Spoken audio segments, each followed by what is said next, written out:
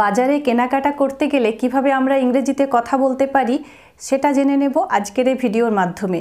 ভিডিওটা অত্যন্ত গুরুত্বপূর্ণ। অনেক সময় আমরা যখন কোনো কাজে বাইরে যাই, মানে ফরেন কান্ট্রিতে বা আউটসাইড অফ বেঙ্গল, তখন কিন্তু আমাদের একটু হলেও ইংরেজিতে বলার দরকার হয়। আর কেনাকাটা করা কিন্তু অত্যন্ত প্রয়োজনীয় একটা জিনিস। তো আজকের ভিডিওতে একটু ভালো করে দেখে নাও, আমরা জেনে নেব বেশ কিছু প্রয়োজনীয় দরকারি বাজার রিলেটেড সেন্টেন্স। তো প্রথমে যেটা জানবো, যদি এরকম বলি, সে একজন সাধারণ দোকানদার। সে একজন সাধারণ দোকানদার, তো বলবো হি is an ordinary shopkeeper. He is an ordinary shopkeeper. He is an ordinary shopkeeper. ঠিক আছে, তো একটু দেখে নাও ভিডিওটা, তোমাদের কিন্তু অনেকটা হেল্প হবে। হি is an ordinary, ORDINARY, ordinary shopkeeper, SHOPKEEPER. He is an ordinary shopkeeper. ঠিক আছে, সে একজন সাধারণ দোকানদার। সে ধারে জিনিস বিক্রি করে না। আমরা হয়তো কাউকে বলছি সে ধারে জিনিস বিক্রি করে না বা তিনি ধারে জিনিস বিক্রি করেন না, তো বলবো he doesn't sell things on credit. He doesn't sell things on credit. ঠিক আছে, সে ধারে জিনিস বিক্রি করে না বা তিনি ধারে জিনিস বিক্রি করেন না, তো বলবো হি ডাজন্ট, DOESN''T অর্থাৎ does not sell, SELL, sell মানে হলো বিক্রি করা। হি doesn't sell things, THINGS, things মানে হলো জিনিসপত্র। On credit, CREDIT, C doesn't sell things on credit. তিনি ধারে জিনিস বিক্রি করেন না। পরেরটা দেখব, আপনি চেক নেন। অনেক সময় আমাদের বলার প্রয়োজন হয় আপনি চেক নেন, তো এটাকে আমরা খুব সাধারণভাবে বলতে পারি do you accept cheques. Do you accept cheques অর্থাৎ আপনি কি চেক নেন। ঠিক আছে, তো বলবো do you accept, ACCEPT, accept মানে হলো গ্রহণ করা। Cheques, CHEQUES, do you accept cheques অর্থাৎ আপনি কি চেক নেন। এটার ঠিকঠাক দাম নিন। বাজারে গিয়ে আমরা কিন্তু বলি, প্রায় প্রত্যেকেই কিন্তু এটা বলি যে এটার ঠিকঠাক দাম নিন, তো বলবো charge a reasonable price for it. বলবো please charge a reasonable price for it, এটার কিন্তু ঠিকঠাক দাম নিন। তো আমরা কিন্তু যখনই প্রয়োজন হবে তখন আমরা এই কথাটাকে এরকম একটা সুন্দর ইংরেজি সেন্টেন্সে বলতে পারি, please charge a reasonable price for ইট। ঠিক আছে, তো এটার ঠিকঠাক দাম নিন, আমরা এভাবে বলবো charge, CHARGE, charge a reasonable, REASONABLE, charge a reasonable price, PRICE, charge a reasonable price for it, for this product, এটাও বলতে পারি এই জিনিসটার জন্য সঠিক দাম নিন বা একটা ঠিকঠাক দাম নিন। ঠিক আছে, মানে যেটা বেশিও নয় কমও নয়, যেন ঠিক হয়, আমিও যাতে ঠকে না যাই, আপনারও যেন ক্ষতি না হয়। তো এরকমভাবে আমরা অনেক কিছুর সাথে বার্গেনিং করি, অর্থাৎ দর কষাকষি করি। তো যাই হোক, প্রয়োজন হলে আমরা কিন্তু খুব সহজেই বলতে পারি। দু একবার যখনই বাজার করতে গিয়ে কথাগুলো, এই সেন্টেন্সগুলো ইউজ করবে, দেখবে তারপর কিন্তু অটোমেটিক বলতে পারছো। তো বলবো charge a reasonable price for this product. Charge a reasonable price for ইট, কোনো একটা জিনিস কিনে আমরা বলতে পারি। পরেরটা দেখব, জিনিসটা ঠিক তো। এই কথাটাও কমন কথা, আমরা প্রায় প্রত্যেকেও কিন্তু এই কথাটা বলি। তো এটা ঠিক তো বা এটা ঠিক আছে তো, আমরা বলবো, তখন আমরা এভাবে বলতে পারি ইজ দিস প্রোডাক্ট গুড, আর ইজ দিস প্রোডাক্ট ওকে, বা is this stuff good, is the stuff good, এটাও বলতে পারি। ইজ দ্য স্টাফ গুড অর্থাৎ যে জিনিসটা আমি নিয়েছি সেটা ভালো তো, সেটা ঠিক তো, এই অর্থে আমরা বলতে পারি জিনিসটা ঠিক তো। তো বলবো is is the stuff, stuff, is the stuff good or is the product good, is the product okay, জিনিসটা ঠিক আছে তো, এই অর্থে কিন্তু আমরা এই সেন্টেন্সটা বলতে পারি। 200 টাকায় এটা একটু দামি, তোমরা দেখো অনেকটাই রিলেট করতে পারবে, প্রত্যেকটা কথাই কিন্তু প্রয়োজনীয় এবং আমরা বলে থাকি বাজার গেলে। তো 200 টাকা এটা একটু দামি, বা আমরা অনেক সময় কোনো জিনিস কিনতে গিয়ে তার যে প্রাইসটা আমরা দেখি, তো আমাদের যদি মনে হয় যেটা এই জিনিসটার জন্য ঠিক নয়, একটু বেশি দামি হয়ে যাচ্ছে, তো আমরা সাথে যে থাকে তাকে বলি যে না না এটা 800 টাকায় একটু বেশি দামি, বা 2000 টাকায় এটা একটু বেশি দামি, বা 200 টাকায় একটা বেশি দামি, 200 টাকায় একটু বেশি দামি। তো যাই হোক, কোনো জিনিস রিলেটেড আমরা কথাটা বলে থাকি। তো অ্যামাউন্ট যাই হোক না কেন, দামটা যাই হোক না কেন, কথাটা কিন্তু আমরা বলি যে এত টাকায় এটা একটু দামি। তো তখন আমরা তাকে এইভাবে বলতে পারি, it is costly for 200 rupees, it is costly for 500 rupees, or it is costly for 2000 rupees. তো এইভাবে কিন্তু আমরা বলবো it is costly, it is little bit costly, এটা একটু মনে হচ্ছে দামি হয়ে যাচ্ছে এই টাকার মধ্যে। তো যাই হোক 200 টাকায় এটা একটু দামি, বলবো it is costly, COSTLY, it is costly for 200 rupees, 200 HUNDRED, 200 rupees, RUPEES, it is costly for 200 rupees. ঠিক আছে, আবার এরকমও বলি 50 টাকায় এটা বেশ সস্তা, 50 টাকায় এটা বেশ সস্তা। তো এই যে কথাটা, এখানেও কিন্তু অ্যামাউন্টটা ভ্যারি করতে পারে, কোনো ব্যাপার নেই। তো কোনো জিনিস কিনতে গিয়ে যখন আমার মনে হলো যে আমি যেটা ভেবেছিলাম তার থেকে দোকানদার কম দাম বলছে, তো তখন আমরা সাথে যে থাকে তাকে আমরা বলি এটা মনে হচ্ছে এই টাকাটাই বেশ সস্তা, তো 50 টাকায় এটা বেশ সস্তা। তখন আমরা কি বলবো, তখন জাস্ট কস্টলির পরিবর্তে আমরা বলবো cheap, it is quite cheap for 50 rupees, it is quite cheap for 50 rupees, বা it is quite cheap for 200 rupees, it is quite cheap for 800 rupees or 1000 rupees.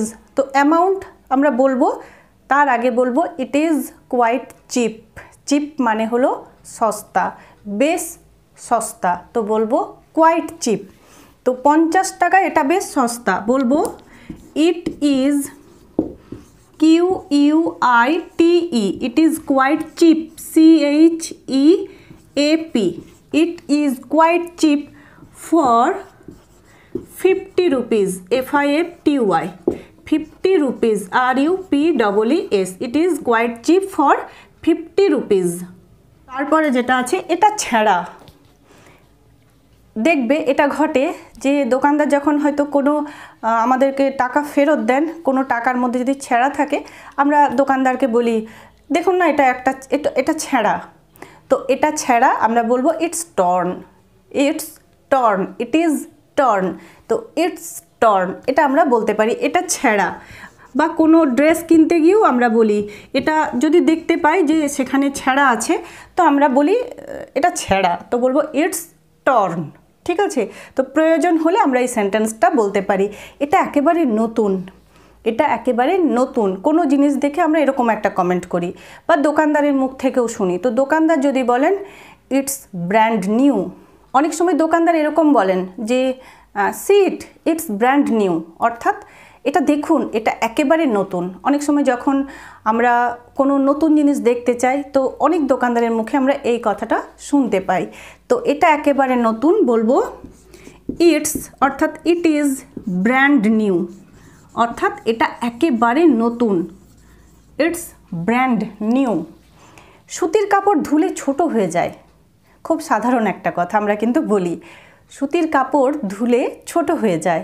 তো এই যে কথাটা, এটাকে আমরা কি বলতে পারি, ইংরেজিতে যদি বলতে চাই তো বলবো সুতির কাপড়, তো বলবো কটন ক্লোথস ছোট হয়ে যায়, অর্থাৎ কি হয় মাপে গুটিয়ে যায়, তো বলবো কটন ক্লোথস শ্রিঙ্ক কখন ধুলে অন ওয়াশিং তো হলো সেন্টেন্সটা হলো cotton clothes shrink on washing ঠিক আছে তো সুতির কাপড় ধুলে ছোট হয়ে যায় আমরা বলবো cotton clothes CLOTHES cotton clothes shrink SHRINK cotton clothes shrink on washing WASHING cotton clothes shrink on washing সুতির কাপড় ধুলে ছোট হয়ে যায় যাবার সময় দর্জির দোকান হয়ে যেও যাবার সময় দর্জির দোকান হয়ে যেও আমরা এই কথাটাও বলি বাড়ি থেকে কেউ বাজারে যাচ্ছে দর্জির দোকানে কিছু দেওয়া আছে তো আমরা বলি যাচ্ছ যাও যাবার সময় একটু দর্জির দোকান হয়ে যেও তো বলবো please go to the tailor shop on the way go to the tailor's shop on the way বা please visit the tailor's shop on the way please visit the tailor's shop on the way রাস্তায় দর্জির দোকানে দেখা করে যেও tailors shop অর্থাৎ দর্জির দোকান তো বলবো visit the tailor's shop TAILOR tailors shop SHOP tailors shop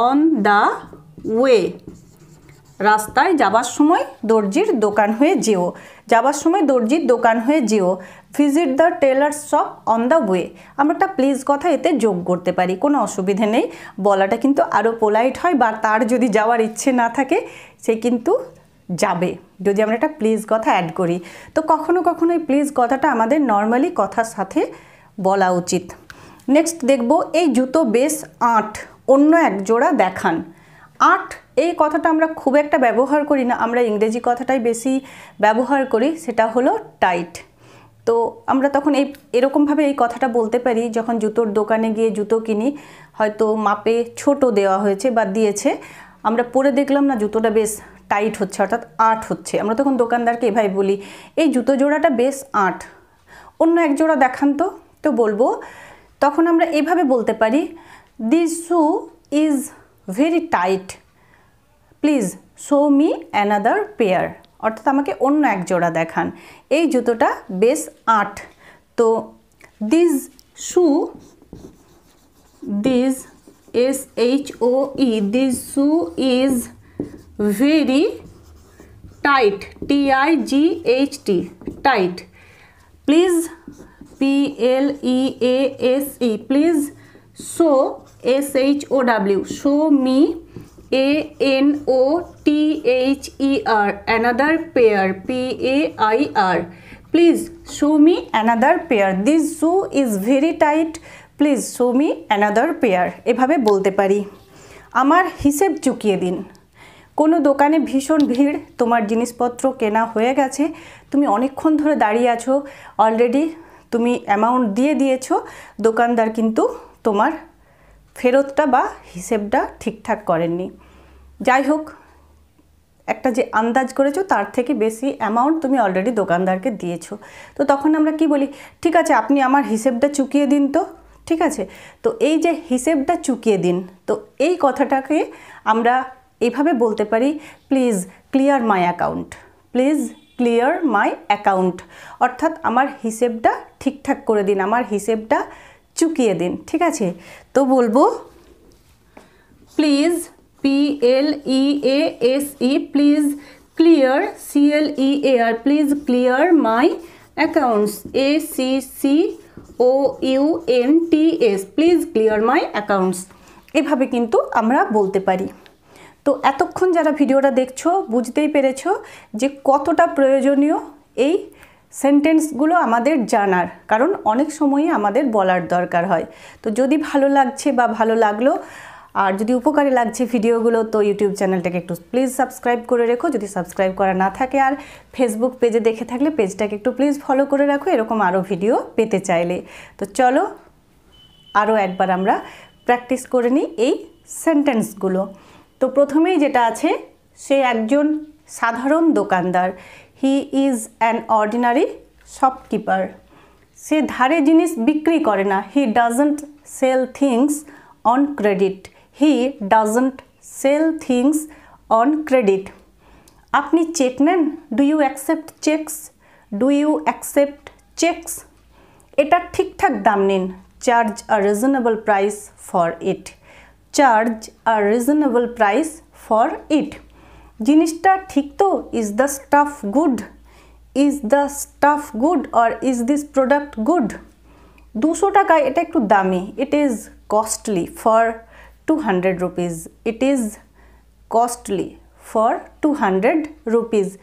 It is little bit costly for 200 rupees. 50 টাকায় এটা বেশ সস্তা। 50 টাকায় এটা বেশ সস্তা। তো বলবো it is quite cheap for 50 rupees. It is quite cheap for 50 rupees. এটা ছেঁড়া। It's torn. It's torn অর্থাৎ এটা ছেঁড়া। এটা একেবারে নতুন। It's brand new. It's brand new. সুতির কাপড় ধুলে ছোট হয়ে যায়। Cotton clothes shrink on washing. Cotton clothes shrink on washing. যাবার সময় দর্জির দোকান হয়ে যেও। যাবার সময় দর্জির দোকান হয়ে যেও। তো বলবো please visit the tailor shop on the way. ঠিক আছে, এই জুতো বেশ আঁট, অন্য এক জোড়া দেখান। This shoe is very tight, please show me another pair. Please show me another pair. বা বলতে পারি যদি কোনো একটা ড্রেস হয় তাহলে এভাবেই বলতে পারো this dress is very tight বা this dress is quite tight, please show me another one. সেক্ষেত্রে তো আমরা পেয়ার বলবো না, পেয়ার বলতে জোড়া বোঝায়। তো জুতো মোজা এগুলোর ক্ষেত্রে জোড়াটাই অ্যাপ্রোপ্রিয়েট, কিন্তু ড্রেসের ক্ষেত্রে আমরা তখন বলবো please show me another one. This is a little bit tight, this is quite tight, please show me another one. অর্থাৎ আমাকে অন্য একটা দেখান। আমার হিসেব চুকিয়ে দিন, please clear my accounts. Please clear my accounts. তো যদি ভালো লাগলো ভিডিওটাকে একটু লাইক করো আর শেয়ার করে দাও। আজ এইটুকুই। That's all for today. Thanks for watching. Keep watching, keep learning.